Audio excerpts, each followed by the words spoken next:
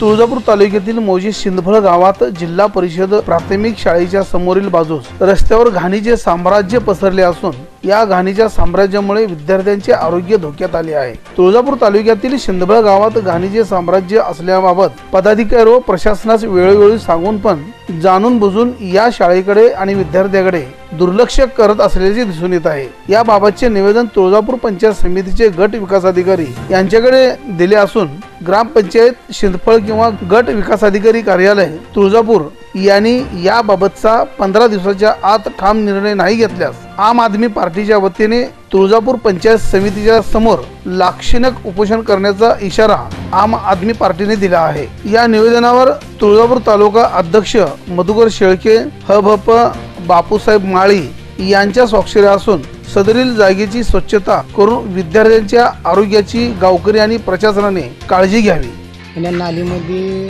घाणीचं साम्राज्य किती आहे, जवळपास 2 वर्ष झालं सरपंच आणि प्रशासनाने याच्याकडे दुर्लक्ष केल्याबद्दल आम्ही काल गट विकास अधिकारी तुळजापूर पंचायत समिती काल लेटर पॅडवर ही जी नालीची घाण आहे तात्काळ काढण्यात यावी, अन्यथा उपोषणास बसवण्यात येईल असे आम्ही लेटर पॅडवर दिलेलं आहे। की स्वच्छता कधी करत नाहीत, 2-2 वर्ष या नालीला हात लावत नाही। ती पाणी सगळं तुंबलेलं असतं रस्त्यावर, रस्त्यातनं लहान लेकरावाला आणखी शेतकरी इकडे प्रवास करतात, शेताला जातात येतात, तर त्या शेतकऱ्यांना सहजासहज जाता येत नाही, येता येत नाही। रात्री बेरात्री बेटाईम जाते ती, तरी शेताकडे जाताना शेतातनं घरी येताना त्यांना त्रास होतो ह्या नालीच्या पाण्याचा, तरी प्रशासनाने ह्याची दखल घ्यावी। धनराज न्यूज साठी रविचंद्र गायकवाड, तुळजापूर।